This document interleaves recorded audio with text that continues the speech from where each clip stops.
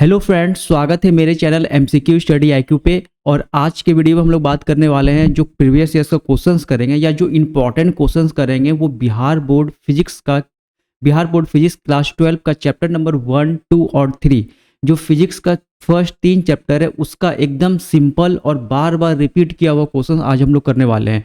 जो बच्चे एकदम इजी क्वेश्चन पे ज़्यादा फोकस करते हैं या जो बच्चे इस ऐसे क्वेश्चन को बच्चों कभी नहीं छोड़ना है, ये सब क्वेश्चन बच्चों आपको 100% आना चाहिए। क्योंकि अगर हल्का क्वेश्चन अगर आपसे छूट गया तो जाहिर सी बात है हार्ड क्वेश्चन आप गलत कर सकते हो। लेकिन ऐसे जो क्वेश्चन आज हम जो टॉप 30 क्वेश्चंस करवाने वाले हैं, ये 30 का 30 क्वेश्चंस आपको 100% याद रहना चाहिए।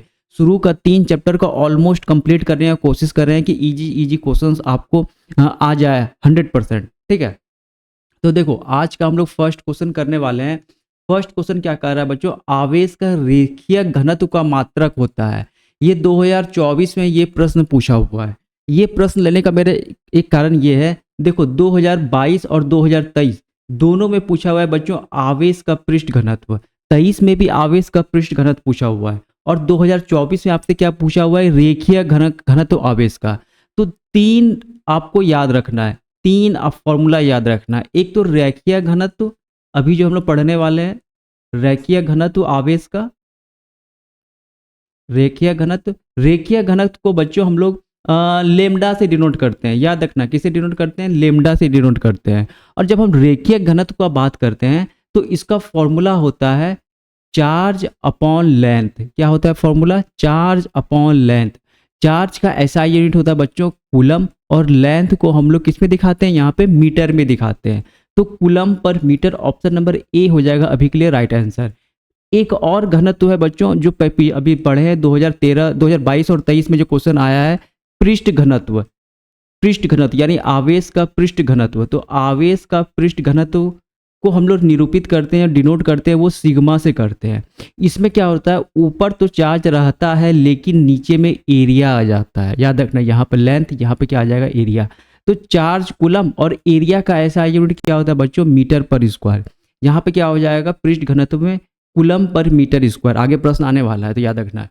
एक और जो आपसे अभी तक नहीं पूछा हुआ है, मतलब इतने एग्जाम में 2024 तक में एक तीसरा नहीं पूछा हुआ है, वो है घनत्व आयतन। ठीक है, यानी आयतन घनत्व, आयतन घनत्व। अगर आपसे पूछेगा वहां पे एग्जाम में कि आवेश का आयतन घनत्व का मात्रक क्या होता है, तो देखो चार्ज ऊपर में तो कॉमन रहेगा। अब यहाँ पे आयतन का बात कर रहे हैं, नीचे क्या हो जाएगा बच्चों, यहाँ पे वॉल्यूम। नीचे क्या हो जाएगा वॉल्यूम। याद रखना आयतन ये क्या बोलेंगे, क्यू बाई भी। चार्ज का ऐसा यूनिट कूलम। वॉल्यूम हम लोग किस में दिखाएंगे, यहाँ पर मीटर क्यूब में। वॉल्यूम का ऐसा यूनिट क्यूब में आता है। ठीक है, जैसे L into B into H. तो तीनों को में अगर हम मीटर में मान लें तीनों यूनिट को, तो यहाँ पे क्या हो जाएगा मीटर क्यूब। और ये क्या होता है बच्चों, वॉल्यूम होता है। तो यहाँ पे देखो मीटर क्यूब, यानी आपको ये वाला बच्चों अच्छे से याद रखना है आयतन घनत्व। और आयतन घनत्व हम लोग रो से दिखाते हैं। किसे दिखाते हैं, ऐसे पी लिख देते हैं, रो इसे बोलते हैं, रो से दिखाते हैं। तो आयतन घनत्व रो बराबर क्या हो जाएगा, क्यू अपॉन भी। क्यू यानी चार्ज अपॉन मीटर क्यूब।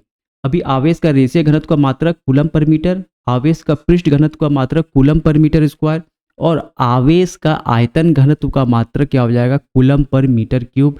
ये वाला बहुत इंपॉर्टेंट है, आपको याद रखना है। ठीक है, नेक्स्ट क्वेश्चन करते हैं।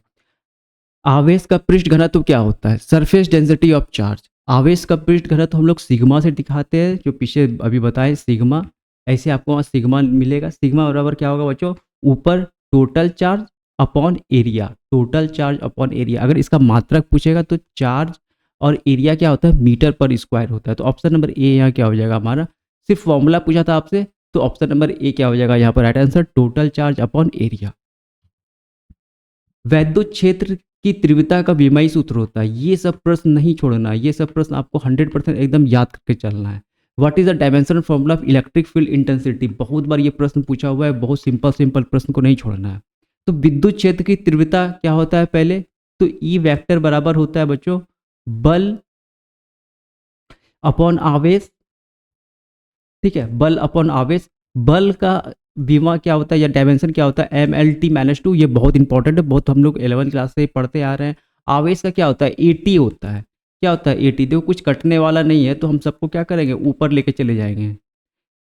ए टी ऊपर जाएगा, टी ऊपर जाएगा तो माइनस यहाँ पे 1 था, ऊपर जाएगा तो बच्चों यहाँ पे एक और माइनस आ जाएगा।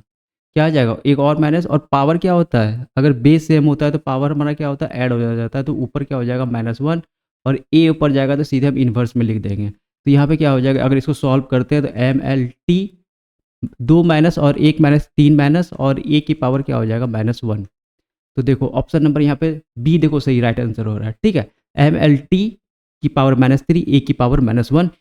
ये आपको 100% याद रखना है। ये इलेक्ट्रिक फील्ड इंटेंसिटी का आपको डायमेंशन फॉर्मूला, ये सिंपल है और 100% एग्जाम में पूछेगा। ऐसा क्वेश्चन हम बिल्कुल एकदम आसान क्वेश्चन लिए हैं जो कि आपसे छूटे नहीं, और 100% इस वीडियो से आपको 3-4 क्वेश्चन देखने को 100% मिलेगा। सिंपल सिंपल विद्युत क्षेत्र रेखाओं की जानकारी प्राप्त होती है। Information is obtained from the electric field line. विद्युत क्षेत्र रेखाओं से किसकी जानकारी प्राप्त होती है, तो क्षेत्र की शक्ति, दिशा और आवेश की प्रकृति, इन तीनों की आपको जो है जानकारी प्राप्त होती थी। तो ऑप्शन नंबर डी हो जाएगा राइट आंसर। ये एक बात याद रखना, 2 मार्क्स का क्वेश्चन पूछा जाता है और इस बार हमको लग रहा है विद्युत क्षेत्र की रेखाएं से आपको 2 मार्क्स का क्वेश्चन देखने को मिलेगा। तो इसको अच्छे से आपको याद रखना है। 2 मार्क्स मतलब दीर्घ उत्तरीय प्रश्न में, ठीक है, जो आपका सेक्शन बी होता है वहां पे। क्वेश्चन नंबर 5 करते हैं। प्रति इकाई आवेश पे लगने वाले बल को क्या कहते हैं? इसी को क्या कहते हैं बच्चों, विद्युत क्षेत्र कहते हैं, इलेक्ट्रिक फील्ड कहते हैं।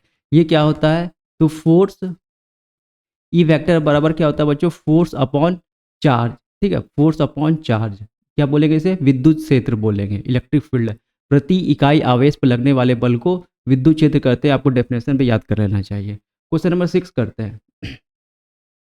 दो आवेशों के बीच में लगने वाले बल को नियंत्रण करने वाले नियम को क्या कहा जाता है? क्वेश्चन पूछा हुआ है 1-2 बार, ठीक है, और बहुत सिंपल है। तो दो विद्युत आवेशों के बीच में लगने वाले बल को नियंत्रण करने वाले नियम को हम लोग क्या बोलते हैं, कूलाम का नियम। क्या बोलते हैं उसे बच्चों, कूलाम्स लॉ। बहुत ही सिंपल है, आपको ये सब क्वेश्चन एकदम 100% याद करके चलना है, एग्जाम में कंफ्यूज नहीं होना है।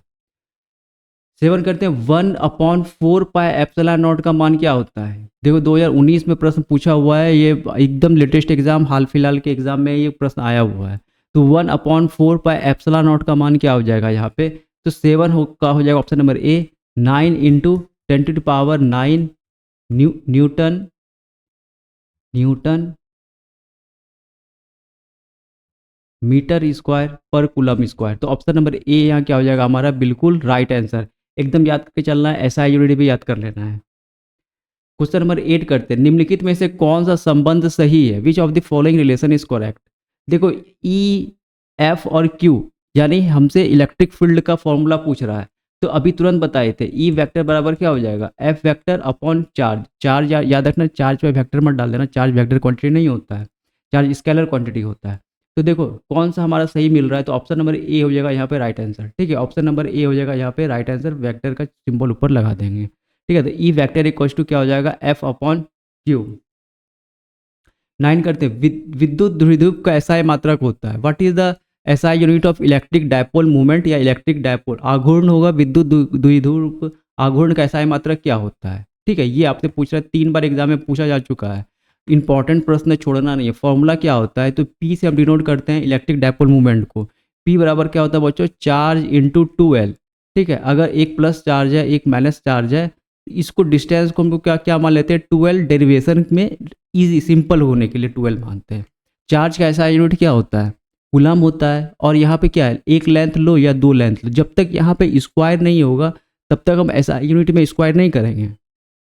ये 2 इसके आगे लगा हुआ है, तो अभी सिर्फ सिंगल लेंथ है, तो लेंथ का एसआई मात्रक क्या हो जाएगा, मीटर। तो कूलम मीटर हो जाएगा इसका हमारा क्या, एसआई मात्रक। तो याद रखना है, इलेक्ट्रिक डायपोल मूवमेंट विद्युत द्विध्रुव आघूर्ण का एसआई मात्रक क्या हो जाएगा, coulomb metre. Option number A हो जाएगा यहाँ पे क्या हमारा बिल्कुल राइट आंसर। याद रखना, ये सब प्रश्न को छोड़ना नहीं है, अच्छे से रट कर चलना है। 10 करते हैं। आवेश का पृष्ठ घनत्व बराबर होता है। आवेश का पृष्ठ घनत्व बराबर होता है, जो सरफेस चार्ज डेंसिटी अभी तुरंत बताए थे। क्या बताए थे, क्यू होता है ऊपर में total charge upon total area, और आवेश का पृष्ठ घनत्व पूछ रहा है, ठीक है, सरफेस पूछ रहा है, तो इसे हम लोग सिग्मा से डिनोट करते हैं। तो ऑप्शन नंबर देखो, कुल आवेश अपॉन कुल क्षेत्रफल। ठीक है, एरिया क्या, क्षेत्रफल। ठीक है, हिंदी में बोलते हैं एरिया को क्षेत्रफल, याद रखना है। तीसरा नंबर जो बताए थे बच्चों, घनत्व, आयतन का घनत्व, यानी आवेश का आयतन घनत्व, ये बहुत इंपॉर्टेंट है, एक भी बार एग्जाम में नहीं पूछा है। क्यू अपॉन वॉल्यूम होता है, देखो क्यू अपॉन वॉल्यूम होता है, यहाँ पे देखो कहीं ना कहीं, यहाँ पे देखो कुल आवेश गुने कुल आयतन, अगर यहाँ पे क्या हो जाएगा, चार्ज कूलम और वॉल्यूम का मीटर क्यूब, इसको भूलना नहीं है, इसको हमेशा याद करके चलना है, बहुत इंपॉर्टेंट है ये। पानी का परावैद्युतांक मान क्या होता है, what is the dielectric constant of water, ठीक है, डायलेक्ट्रिक कांस्टेंट ऑफ वाटर पूछ रहा है, एग्जाम में आया हुआ है, लगभग 80-81 के बीच में रहता है, तो 80-81 कुछ भी दे दे वो आंसर सही हो जाएगा, तो ऑप्शन नंबर ए यहाँ पे क्या हो जाएगा, राइट आंसर। कोई भी 1 नहीं करेगा, यहाँ पे 0 नहीं करेगा, तो याद रखना ये सब इंपॉर्टेंट है, कंफ्यूजिंग वाला क्वेश्चन है। डायलेक्ट्रिक कांस्टेंट ऑफ वाटर क्या होता है, 80 के आसपास होता है। हवा में एप्सिलॉन आर का मान क्या होता है, what is the value of epsilon r in air, epsilon r को क्या बोलते हैं हम लोग, एप्सिलॉन आर को हम लोग क्या बोलते हैं बच्चों, आपेक्षिक विद्युतशीलता, आपेक्षिक विद्युतशीलता,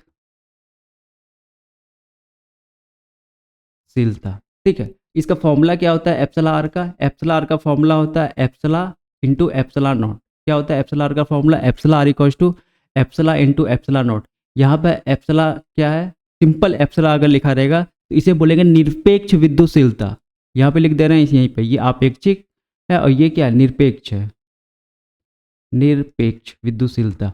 और ये एप्सिलॉन नॉट क्या है यहाँ पे, तो निर्वात में विद्युतशीलता, तो ये फॉर्मूला होता है इसका। तो अभी हमसे एप्सिलॉन आर किसका पूछ रहा है, हवा का पूछ रहा है, तो एप्सिलॉन आर हवा का क्या होता है, यहाँ पे 1 डालना है, क्या होगा यहाँ पर राइट आंसर 1 होता है। एप्सिलॉन आर हवा का क्या होता है बच्चों, 1 होता है, याद रखना है। और एप्सिलॉन आर क्या होता है, आपेक्षिक विद्युतशीलता, एप्सिलॉन क्या होता है, निरपेक्ष विद्युतशीलता, और एप्सिलॉन नॉट क्या होता है, निर्वात में विद्युतशीलता। ये तीनों का रिलेशन आपको याद रखना है।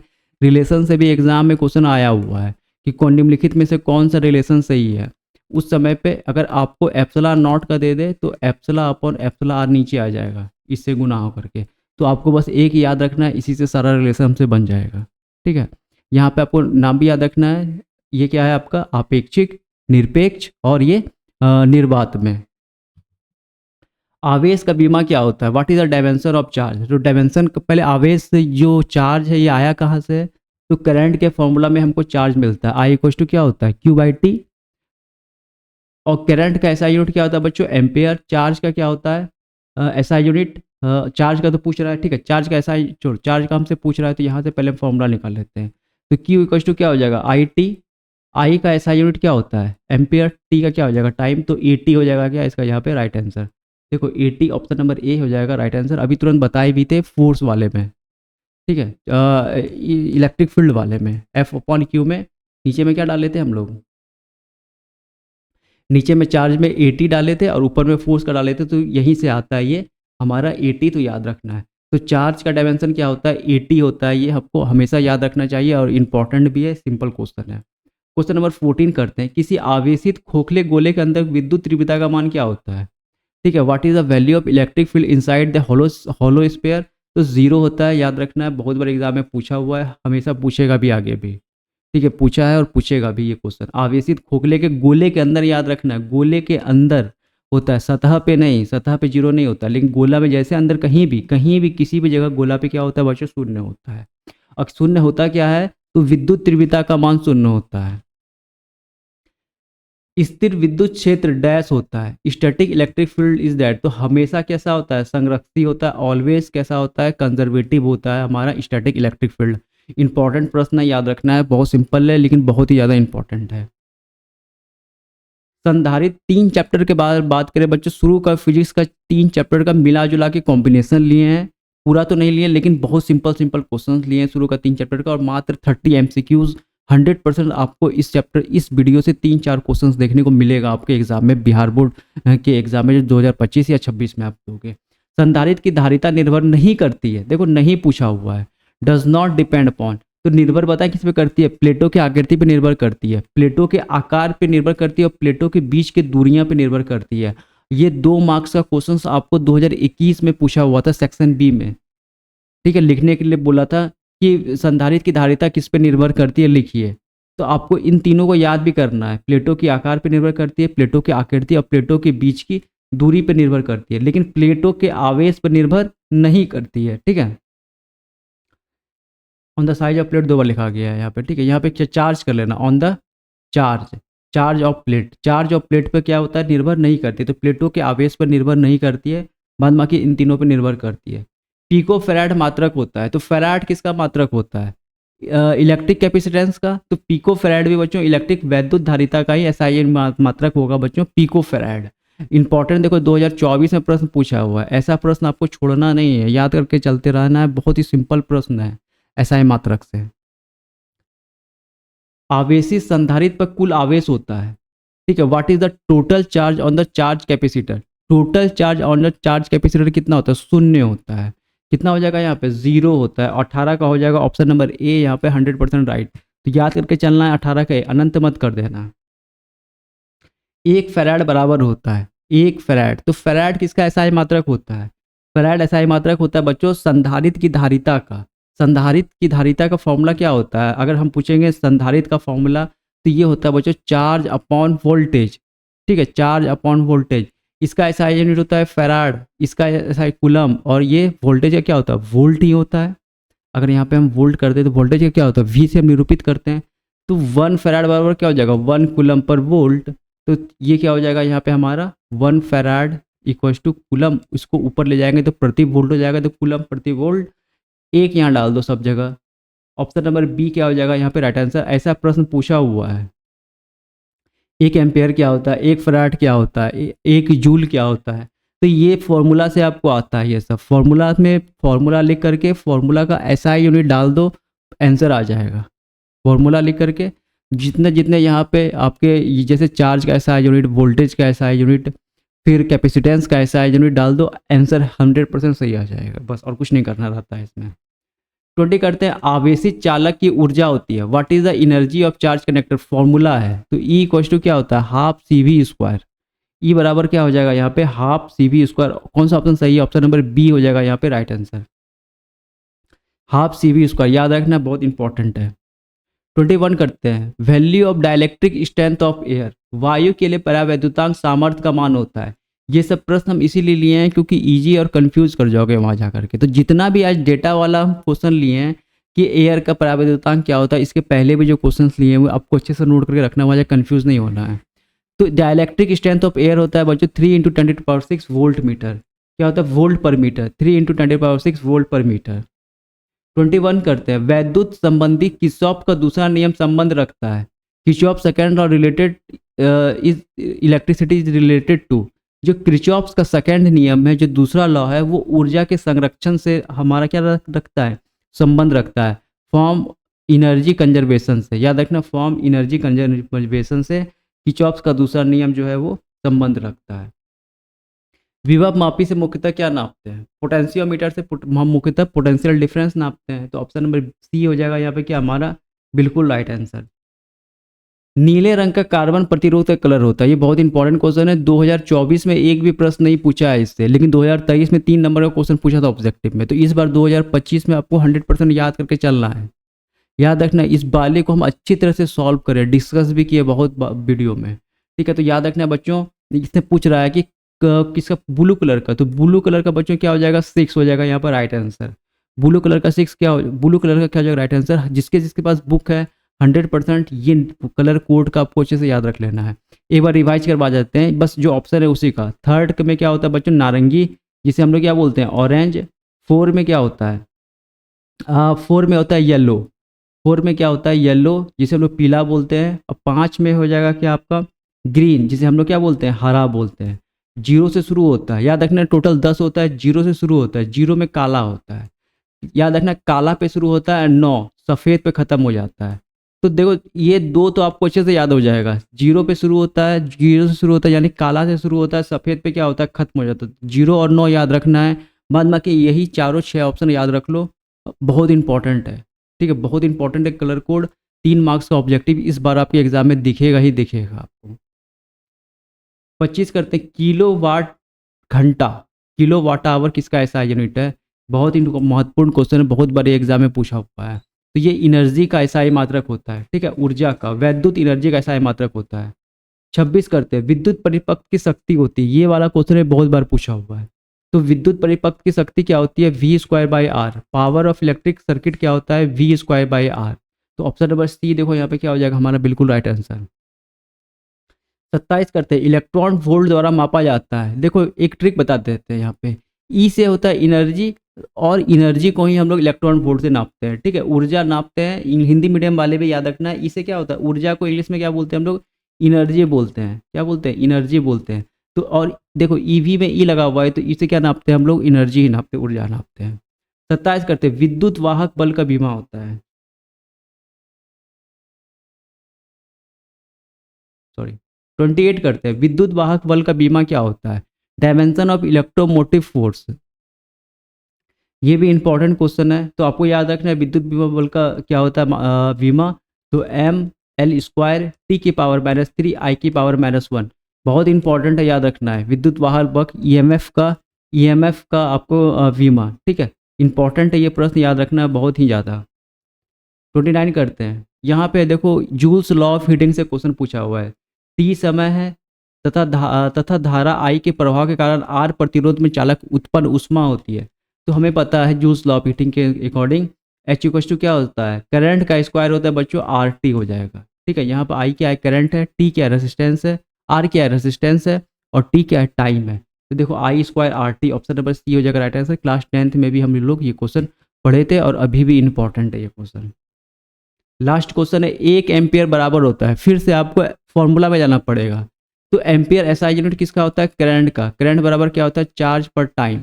चार्ज का एसआई यूनिट क्या होता है, कूलम। टाइम का क्या होता है, सेकंड, ठीक है। और यहाँ पे एम्पियर पूछा है, तो एम्पियर यहाँ से देखो एक कर देंगे, तो एक बराबर क्या हो जाएगा, 1 कूलम पर सेकंड, तो 1 coulomb per second. Option number देखो कौन सा है, 1 coulomb per second, option number A हो जाएगा राइट आंसर।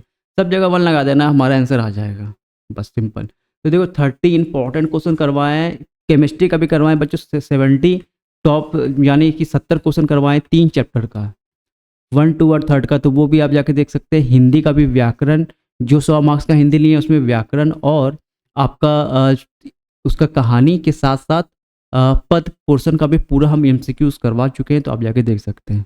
तो मिलेंगे अगले वीडियो में बच्चों, तब तक के लिए thank you, all the best. Video अगर अच्छा लगा तो शेयर करो और चैनल को सब्सक्राइब करो, ठीक है।